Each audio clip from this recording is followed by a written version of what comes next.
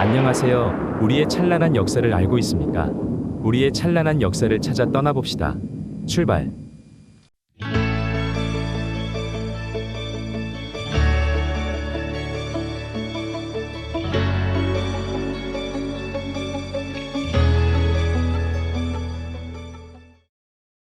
일곱 번째는 하북성 한단시 광부고성입니다.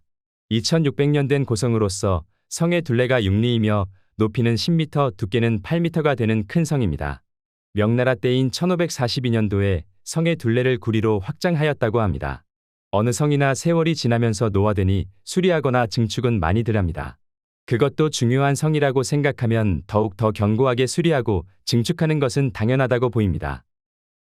현재 광부고성이라고 말하는 곳을 보시면 사방에 넓은 호수가 있습니다. 현재에 들어서서 댐 공사 등으로 막은 흔적은 안 보이니 오래전부터 큰 호수였다고 보입니다. 보통 성벽은 물가 옆에 건설하거나 성벽 옆에 땅을 파서 해자를 만듭니다. 그런데 이 고성은 땅을 파서 일부러 만든 곳은 아닌 듯합니다.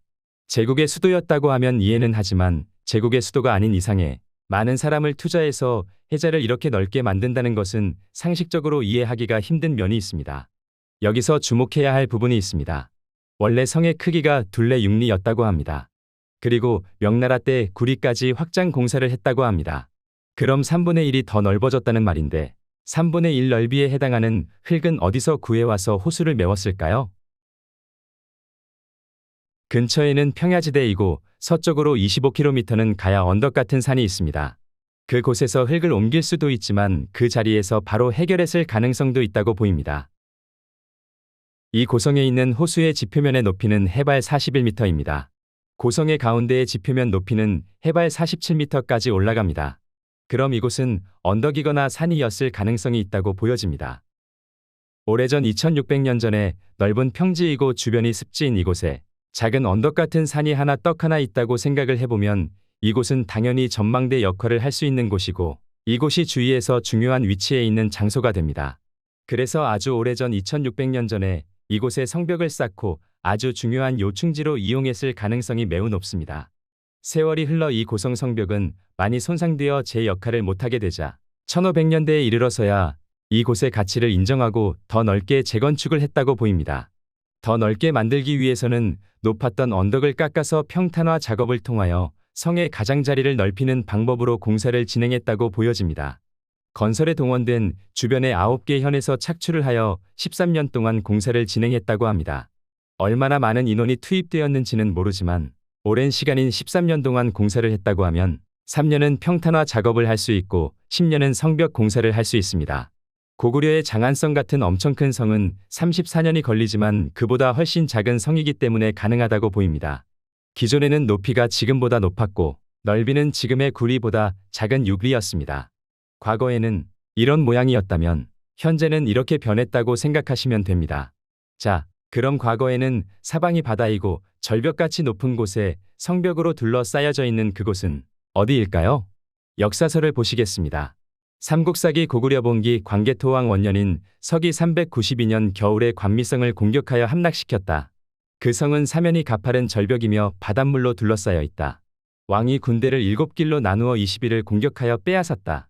사방이 가파른 절벽이며 바닷물로 둘러싸여 있다.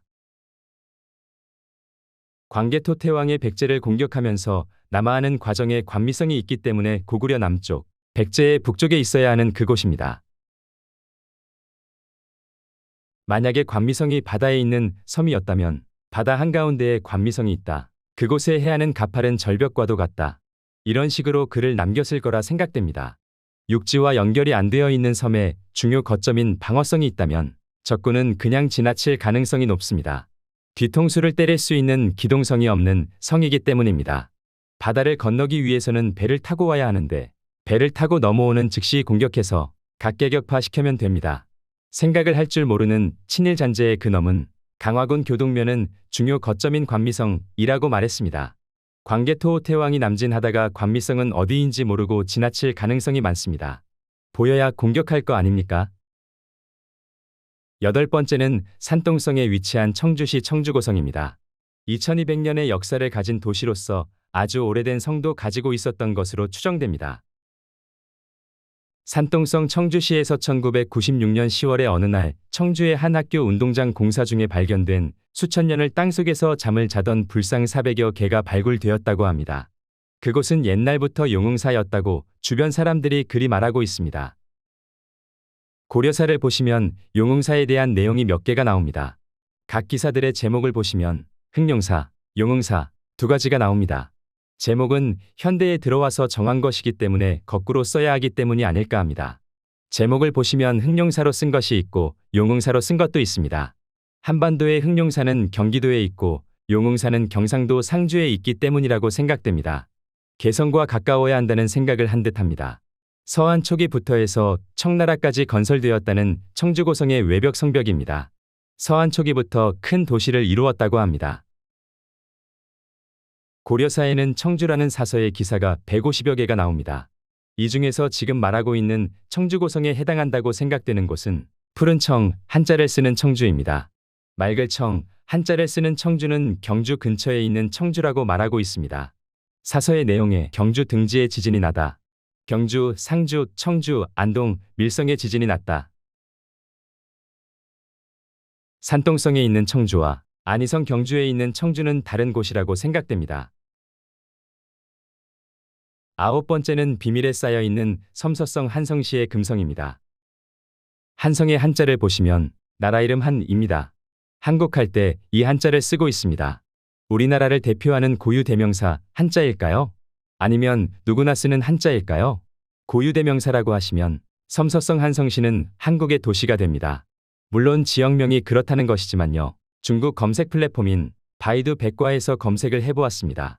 금성고성 찾을 수 없다고 나옵니다. 관련된 자료는 한성고성만이 나오는데 그곳에 들어가 봐야 한성의 오래된 도시만 나옵니다. 중국 위키백과에서도 섬서성에 관련된 고성 목록에도 없습니다. 왜 하필이면 금성일까요? 금성이라고 하면 신라의 서울인데 그곳은 동남쪽에 위치해 있어야 하는데 이곳에 있다는 것이 말이 안 된다고 보입니다. 그런데 비밀이라는 말뿐이 안 나온다고 봅니다. 무엇을 숨기려고 그럴까요? 1950년대 이후 파괴했다가 성의 남쪽의 성벽과 성문을 일부 복원한 듯해 보이는데 복원하는 과정에서 무엇이 발견되어서 숨기려고 했던 것일까요? 진시황의 통일 이전인 기원전 260년의 전국시대 7국의 나라 배치도입니다. 위나라, 진나라, 초나라 사이에 한 나라가 있습니다. 나라 이름 한에 한자를 쓰는 국명입니다. 그런데 한성시 금성은 섬서성이지만 이 한 나라는 하남성 북쪽을 지배하고 있습니다. 위치가 서로 다른 곳을 가리키고 있습니다. 이 7개의 나라들의 배치가 엉망일 가능성은 많다. 백이숙제, 다들 아실 거라 생각합니다. 대천광여지도를 보시면 산서성 서남쪽에 위치한다고 나옵니다. 하지만 우리가 생각지도 못한 곳에 있을 가능성이 있습니다. 중국 어느 사이트에 올라온 글을 캡처해서 가져왔습니다. 수양산에 대한 내용입니다. 중국 딩시시 웨이 위안 현에 위치한 수양산입니다. 구글 지도의 좌표는 35.021661592846 104.24164327255431입니다. 영상 하단 더보기란에 올리겠습니다. 해가 가장 먼저 뜨는 곳이기 때문에 이름이 붙여졌다고 합니다. 실크로드의 빛나는 진주이며 상나라 말, 주나라 초의 구주왕의 두 아들 백이와 숙기가 있었다. 수양산에 묻혔습니다. 역사를 얼마나 이동을 했을까요? 대천광여도에는 산서성, 지금의 현재에는 하북성으로 옮겨졌습니다. 이 편을 마치겠습니다. 우리의 찬란한 역사를 찾아서 달려봅시다. 감사합니다.